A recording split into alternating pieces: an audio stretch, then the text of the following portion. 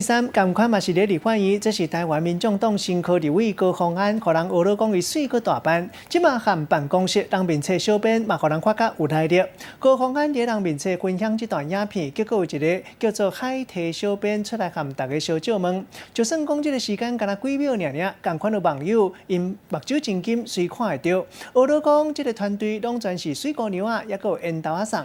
都网友发觉讲，原来这个小编就是过去台大13妹其中一个。龚伟文 ，Hello， 大家好，我是上礼拜默默报道的小编。民众党立委高虹安连假的时阵，伫人面册抛一段影片出来，不过引起大家注意的是边仔的这个人。自我介绍，我就是小编水母，所以之后我们不定期的还是会抽考委员哦。那我们就下次见，拜拜。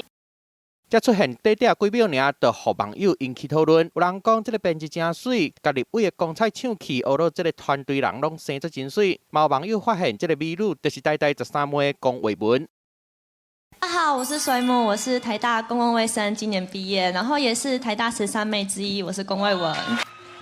伫2010年，捌用外号水母的身份上节目，展伊的好身材，互真侪人拢煞着伊。今嘛留来政治界，要甲新立委做伙合适。这个女生长得很漂亮，很有气质，但是当然也是看她的专业，所以就吸引她进来团队。办公室的那个男性的同仁们，其实士气都非常的高昂，然后就是非常的早到晚退，大家都也自愿加班，所以觉得其实还有起到这样的作用。美女编辑王秀文未来会负责办公室对外的运作，嘛会伫网络顶的甲网友互动，虽望是伫做幕后的工课，不过煞因为人生得真水，搁一届互媒体爆出来。记者综合报道。